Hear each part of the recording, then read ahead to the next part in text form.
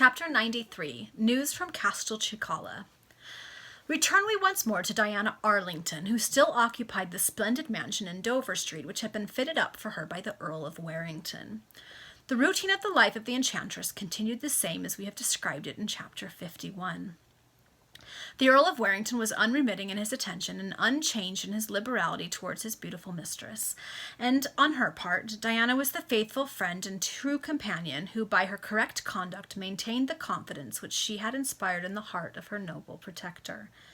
We must again introduce our readers to the enchantress at the hour of breakfast, and in the little parlor where we have seen her before. But on this occasion, instead of being occupied with the perusal of the Morning Herald, her entire attention was absorbed in the contents of a letter, which ran as follows.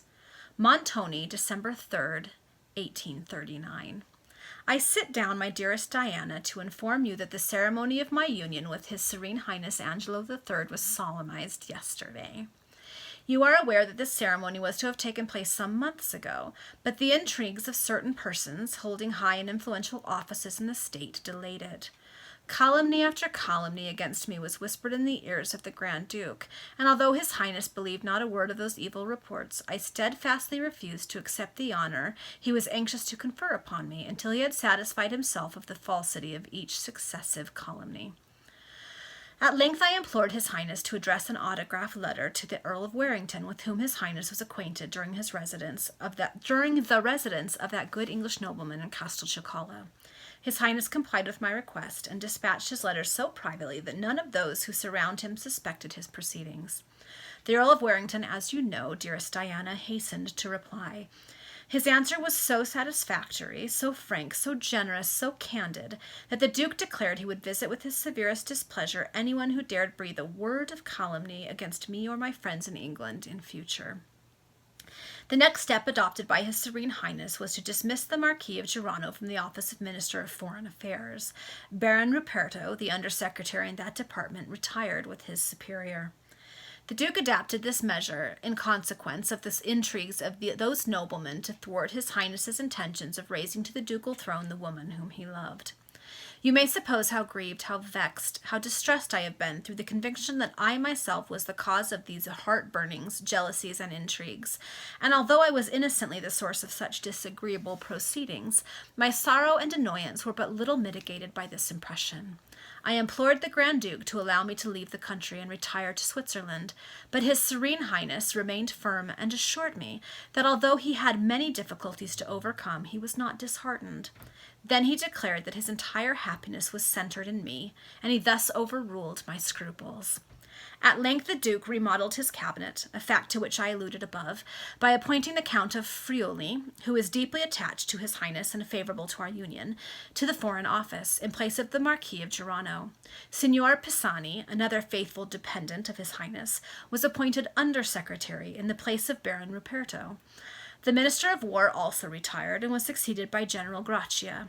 When these changes were effected, His Serene Highness communicated to the Council of Ministers his intention to unite himself with Ellen, Marchioness of Ziani, on the 2nd of December of the present year. This decision was made known on the 19th of last month. I did not write to communicate the important fact to you because I was apprehensive of new delays, and as I had already misled you once, though unintentionally on my part, I was unwilling to deceive either you or myself a second time. I know that you entertain a sister's love for me, the same that I feel for you, and I also know that you anxiously watch the progress of my fortunes, as, under similar circumstances, I should yours. I therefore resolved to acquaint you with no more of my hopes until they should have been realized. The result has now been attained, and I need preserve a cold silence no more. In the evening of the 19th of November, the Grand Chancellor of Castelcicala, the President of the Council, the Marquis of Vicenza, and the Archbishop of Montoni visited me at the villa to acquaint me with the royal decision. I endeavored, and I hope succeeded, to convince their lordships of the profound sense which I entertained of the high honor intended to be conferred upon me, and my conviction that no merit which I possessed could render me worthy of such distinction. At the same time, I declared my readiness to accept that honor, since it was the will and pleasure of a sovereign prince to bestow it upon me. I can scarcely tell you the nature of the varied emotions and feelings which filled, indeed agitated, my bosom when the memorable morning dawned. That was yesterday. I awoke at a very early hour, before 6, and walked in the garden with the hope that the fresh air and the charming tranquillity of the scene would compose me. I could scarcely believe that I was on the point of entering upon such high destinies, that a diadem was so soon to encircle my brow, that the thrilling words Highness and Princess would in a few hours be addressed to me. I could not reconcile with my former obscure lot the idea that I was shortly to sit upon a sovereign throne, command the allegiance of millions of human beings, and share the fortune of a potentate of Europe.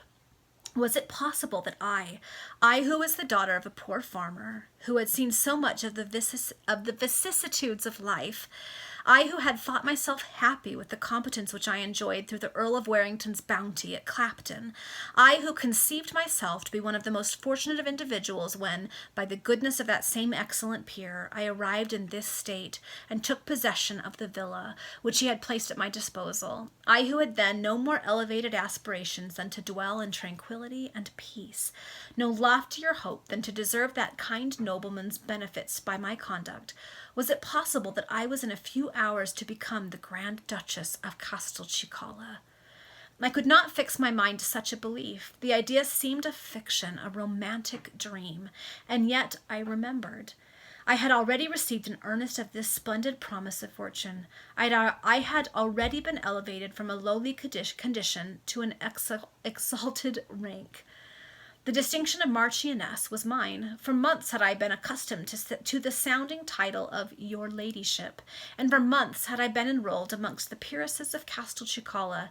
Yes, I thought, it was true. True that a powerful prince, intended to raise me to a seat upon his own ducal throne. At 7 precisely, the 3 lovely daughters of General Grachia arrived at the villa to assist me in my toilette, my nuptial toilette. They informed me that, if it were my pleasure, they were to remain in attendance upon me after my marriage. I embraced them tenderly, and assured them they should always be near friends. When the toilette was complete, I bade adieu to the villa. I wept tears of mingled joy and sorrow, as I said farewell to that abode where I had passed so many happy hours. At length I entered General Gracia's carriage, which was waiting, and, accompanied by my 3 amiable friends, repaired to their father's private dwelling, not his official palace of the War Department, in Montoni. Here my letter must terminate. Enclosed is an account of the entire ceremony, translated into English by my private secretary, who is well acquainted with my native tongue, from the Montoni Gazette. Fain would I have erased those passages which are too favorable to myself, but I fancied that my friend, my sister Diana, would be pleased to read the narrative in its integrity. In conclusion, let me say, and do you believe it as devoutly as I say it sincerely, that in spite of my rank and fortunes, in spite of the splendors that surround me, to you I am in heart, and always shall remain, the same attached and grateful being whom you have known as Eliza Sidney. It would be impossible to describe the feelings of delight with which Mrs. Arlington perused the latter portion of this letter. Pass we on, therefore, to the bridal ceremony, as it was described in the translated narrative which accompanied the communication of the Grand Duchess. The marriage of the Grand Duke. Yesterday morning were celebrated the nuptials of His Serene Highness Angelo III and Eliza, Marchioness of Ziani. From an early hour the capital wore an appearance of unusual gaiety and bustle. The houses looking on the Piazzetta of Contarini, leading to the ancient cathedral of St. Theodosia, were decorated in a most splendid manner, with banners, garlands, festoons of flowers, and various ornaments and devices appropriate to the occasion. The balconies were fitted up as verdant bowers and arbors, and the lovely characteristics of the country were thus introduced into the very heart of the city. The town hall was hung with numerous banners, and the royal standard waved proudly over the black tower of the citadel. The shops in those streets through which the procession was to pass were fitted up with seats which were let to those who were willing to pay the high prices demanded for them. In other parts of the city the shops and marts of trade were all closed, as was the exchange. A holiday was observed at the Bank of Castelcicala, and the business of the General Post Office closed at 11 o'clock in the forenoon. Nor was the port less gay than the city. All the vessels in the harbor and docks, as well as those in the roadstead, were decked with innumerable flags. The royal standard floated from the main of the ships of war of the Castelcicalan navy. The sight was altogether most imposing and lively. At 7 o'clock, the bells of St. Theodosia and all the other churches in Montoni rang out merry peals, and the troops of the garrisons got under arms. At 8:15, the mayor and corporation of the city, arrayed in their robes of green velvet edged with gold, proceeded to the palace and presented an address of congratulations on the auspicious day to His Serene Highness, who was pleased to return a most gracious answer. It being generally understood that the Marchioness of Ziani would in the first instance alight at the dwelling of General Grachia, the Minister of War, a crowd of highly respectable and well-dressed persons had collected in that neighborhood. At 9 o'clock, the general's private carriage, which had been sent to convey the future Grand Duchess from her own abode to the general's mansion, drove rapidly up the street attended by 2 outriders. We shall never forget the enthusiasm manifested by the assembled multitude upon that occasion. All political feelings appeared to be forgotten, and a loud, hearty, and prolonged burst of welcome met the ear. The object of this ebullition of generous feeling bowed gracefully to the crowds on either side, and the cheering continued for some moments after the carriage had entered the courtyard of the general's mansion. At 10:30, the president of the council, the grand chancellor, and the intendant of the ducal civil list arrived in their carriages at General Gratia's abode, preceded by one of the royal equipages, which was sent to convey the bride and her ladies-in-waiting to the palace. In a few minutes, the president of the council handed the bride, who was attended by the lady and 3 lovely daughters of General Grachia, into the ducal carriage. The procession then repaired to the palace. The crowds that lined the streets and occupied the windows and balconies by which it passed, expressing their feelings by cheers and the waving of handkerchiefs. To these demonstrations the bride responded by graceful bows, bestowed in a manner so modest, and yet so evidently serene, that the conduct of this exalted lady upon the occasion won all hearts. The procession entered the palace square, and the Grand Duke, attended by the great officers of state and a brilliant staff, received his intended bride at the foot of the great marble staircase of the western pavilion. The illustrious company then entered the palace. Immediately afterwards, the 5 regiments of household troops, commanded by that noble veteran, the Marshal Count of Galeazzo, marched into the square and formed into 3 lines along the western side of the palace. At 11:30, the royal party appeared at the foot of the marble staircase and entered the numerous carriages in waiting. The bride occupied the carriage which had conveyed her to the palace, and was accompanied by the ladies in attendance upon her. Her Serene Highness attended the president of the council, and the grand chancellor entered the state carriage. The procession then moved onwards to the Cathedral of St. Theodosia. This was the signal for the roar of artillery from all points. The citadel and the ships of war in the roadstead thundered forth the announcement that His Serene Highness had just left the palace. The bells rang blithely from every steeple, the troops presented arms, the military bands played the national hymn, and the procession was welcomed with joyous shouts, the waving of handkerchiefs, and the smiles of beauty. The windows and balconies of the houses overlooking the streets through which it passed were crowded with elegantly dressed ladies, brilliant with their own beauty, gay with waving plumes, and sparkling with diamonds. The only indication of political feeling which we observed upon the occasion was on the part of the troops, and they were silent. The bride was naturally the center of all interest and attraction.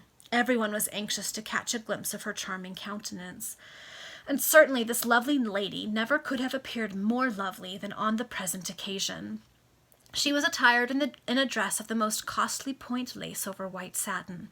Her veil was of the first mentioned material and of the richest description.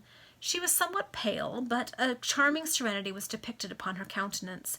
She bowed frequently and in the most unpretending and affable manner as the procession moved along. At length the cavalcade reached the cathedral, where the Archbishop of Montoni, assisted by the bishops of Trevisano and Calato, was in attendance to perform the solemn ceremony. The sacred edifice was thronged by the elite and fashion of the capital, who had been admitted by tickets. When the royal party had entered the cathedral, the doors were closed, and the holy ceremony was solemnized. The roar of the artillery was again heard as the royal party returned to their carriages. This time the Grand Duchess was handed up by His Serene Highness into the state carriage. The return to the palace was distinguished by demonstrations of satisfaction on the part of the spectators, more enthusiastic, if possible, than those which marked the progress of the cavalcade to the cathedral.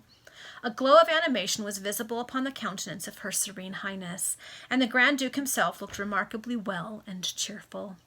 In a short time the sovereign conducted his lovely bride into that palace which in future was to be her home.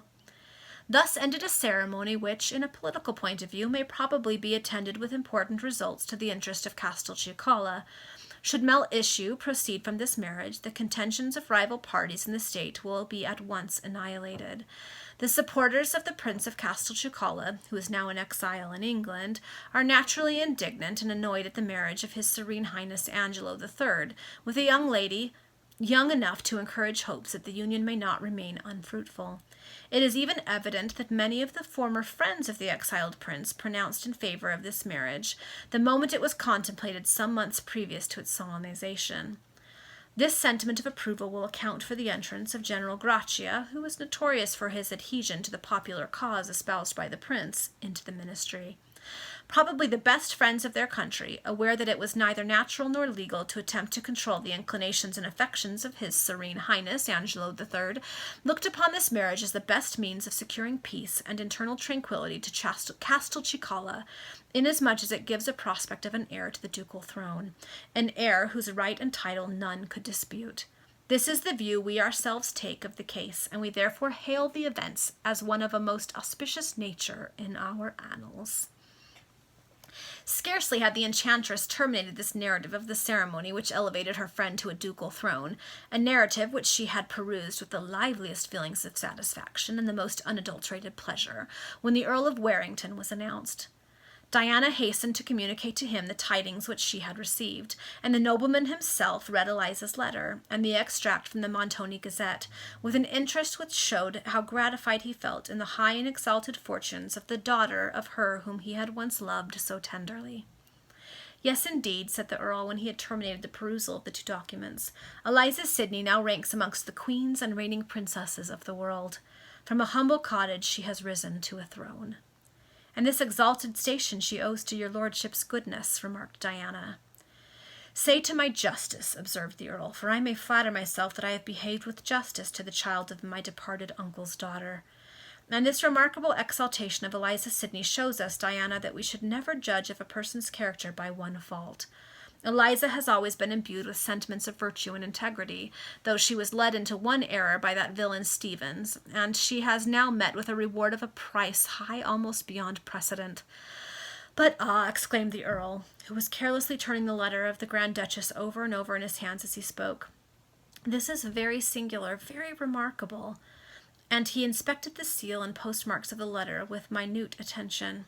"What is the matter?" inquired Diana. "Some treachery has been perpetrated here," answered the Earl, still continuing his scrutiny. "This letter has been opened before it was delivered to you." "Opened?" cried Diana.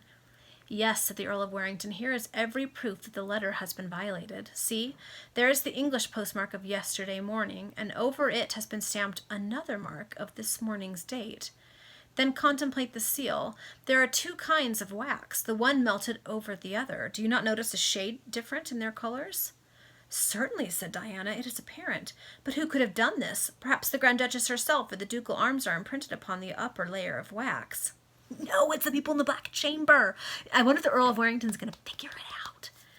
"The persons who open this letter, Diana," said the Earl in a serious, almost a solemn tone, "are those who know full well how to make the imprint of a seal. But have you not other letters from Castelcicala?" "Several," replied Diana, and she hastily unlocked her writing desk, where she produced all the correspondence she had received from Eliza Sidney. The Earl carefully inspected the envelopes of those letters, and his countenance grew more serious as he proceeded with his scrutiny. "Yes," he exclaimed after a long pause, "the fact is glaring. Every one of these letters was opened somewhere ere they were delivered to you. The utmost caution has been evidently used in resealing and restamping them. Nevertheless, there are proofs, undoubted proofs, that the whole of this correspondence has been violated in its transit from the writer to the receiver." "But what object, what motive?" I have long entertained suspicion, said the Earl of Warrington, interrupting his fair mistress, that there is one public institution which is made the scene of proceedings so vile, so detestable, so base as to cast a stain upon the entire nation.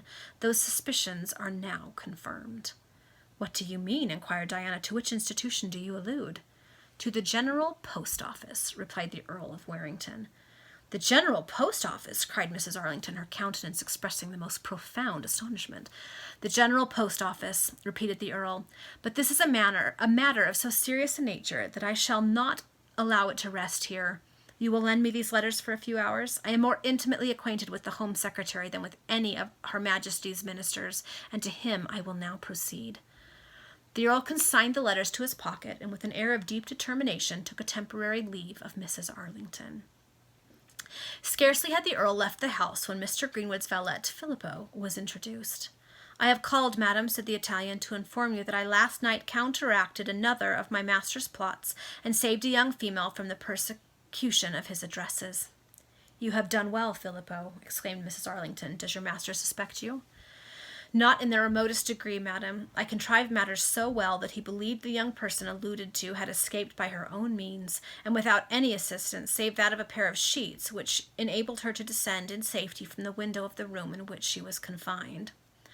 I am delighted to hear that your mission to England has been so successful in thwarting the machinations of that bad man, observed Mrs. Arlington. Have you heard any news from Castelcicala? I had this morning received a Montoni newspaper announcing the nuptials of the Grand Duke and the Marchioness of Ziani. And I also have heard these happy tidings, said Mrs. Arlington. But have you any farther information to give me relative to the schemes of your master? I am always pleased to learn that his evil designs experience defeat through your agency. I have nothing more to say at present, madam, answered Filippo, except, indeed, he added, suddenly recollecting himself, that I overheard a few days ago a warm contention between my master and a certain Sir Rupert Harborough. Sir Rupert Harborough, said Diana, a blush suddenly overspreading her cheeks. Yes, madam. From what I could learn, there was a balance of about £1,000 due from Sir Rupert Harborough to Mr. Greenwood, on a bill that purported to be the acceptance of Lord Tremorden, but which was in reality a forgery committed by Sir Rupert himself. A forgery, cried Diana. A forgery, madam. Sir Rupert bitterly reproached Mr. Greenwood with having suggested to him that mode of raising money, whereas Mr. Greenwood appeared to deny with indignation any share in the part of the transaction imputed to him. The matter ended by Mr. Greenwood declaring that if the bill were not paid tomorrow when it falls due, having, it appears, been renewed several times, Sir Rupert Harborough would be prosecuted for forgery.